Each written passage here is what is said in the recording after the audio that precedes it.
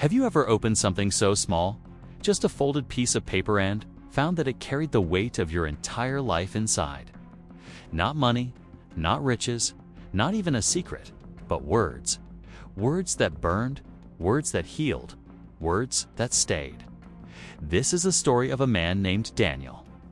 A man who lived like so many of us, too busy, tired, always rushing toward the next task, the next appointment, the next success.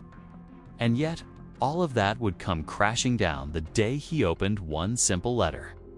Daniel lived in a small town in Ohio. He had a job at a manufacturing company, working long hours. He was respected by his coworkers, admired by his neighbors, but inside his own home, things weren't as perfect as they seemed. He had grown distant from his family. His wife Emily had tried for years to remind him that life was passing by too quickly. She would tell him, "Daniel, the kids are growing and you're missing it." He would always nod, always say, "I'll make it up to them," but work always came first. His daughter Sarah had started high school, and his son, Noah, was already 10. They craved their father's attention, but Daniel thought there would always be time later. Isn't that what we all tell ourselves? That later will come. That tomorrow will give us another chance.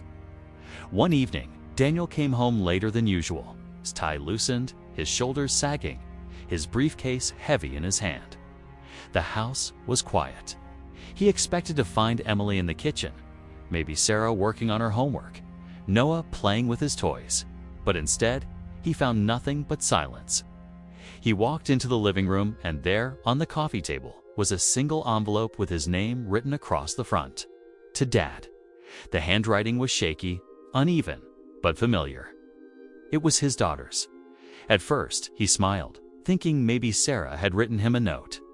Maybe it was one of those school projects where kids write letters to their parents. He sat down, pulled off his jacket, and slowly opened the envelope. The letter began simply.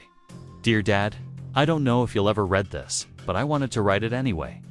I miss you. I miss you being here. I miss you laughing with us.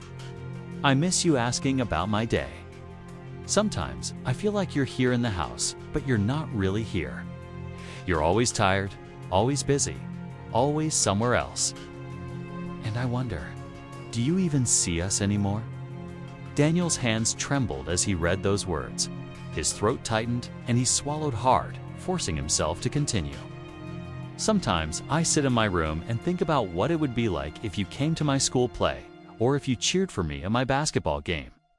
Other kids have their dads in the audience. I look out, hoping to see you, but you're not there. And I tell myself, maybe next time. But next time never comes. Noah misses you too." He pretends he doesn't care, but last week he asked me, "Why doesn't Dad ever play with us?" I didn't know what to say. "I don't want to be mad at you, Dad. I just want you back. Not the tired man who walks through the door.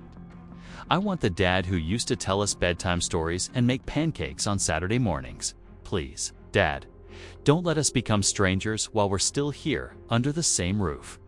Please don't wait until it's too late." By the time Daniel reached the end, his tears were falling uncontrollably. The letter slipped from his hand and landed softly on the table. He buried his face in his palms and sobbed like he hadn't in years. And in that moment, something inside of him shattered. Something he had built carefully over time, walls of excuses, walls of responsibility, walls of pride. All of it came down with the weight of one letter from his daughter. It was the turning point he never saw coming. That night, Daniel didn't eat dinner. He didn't watch television. He didn't even go to bed right away. He sat with the letter in his hands for hours, replaying every moment he had missed. Sarah's first dance recital, Noah's soccer games, Emily's birthday dinners. He had been there physically, but absent in every way that mattered. He thought he was doing it for them, working so hard to provide. But what good is a full bank account when your child's heart feels empty? The next morning, Daniel did something unusual. Instead of rushing out the door with his coffee in one hand and his phone in the other, sat at the kitchen table waiting for his kids. When Sarah came down, backpack slung over her shoulder, she looked at him with surprise. "Dad, aren't you going to work?" He smiled through tired eyes and said, "Not today. Today, I'm walking you to school." Sarah's face froze. She didn't know if he was serious. But when he stood up, took her backpack, and held out his hand, she burst into tears and hugged him. That hug. That was the first real hug they had shared in years. Noah came running down the stairs, confused but excited when he heard his dad was staying home. And that morning, for the first time in a long time, the Johnson family had breakfast together. It wasn't perfect, the pancakes were burnt, the juice spilled. But there was laughter, the kind of laughter that had been missing from their home for too long. From that day forward, Daniel made a promise. He still worked, yes, but he drew a line between his job and his family. He started saying no to overtime and yes to Sarah's basketball games. He began taking Noah to the park. He held Emily's hand on quiet walks after dinner. Slowly, the distance began to close, and his family started to feel whole again. But Daniel never forgot that letter, kept it tucked in his wallet, folded and worn, a constant reminder of what truly mattered. Whenever work threatened to swallow him whole again, he would pull it out, read those words, and remember that his greatest job wasn't in the office, it was at home with the people who loved him most. Now, I want to leave you with this. Sometimes, the world convinces us that success is measured by the hours we work, the titles we hold, the money we earn. But what if the true measure of success is the love we give, the time we share, the presence we offer to those who need us most? Daniel learned this lesson too late for the years he had already missed, but not too late to change the years ahead. And you listening right now, you still have that chance. Maybe someone in your life is silently writing a letter in their heart, a letter you may never see.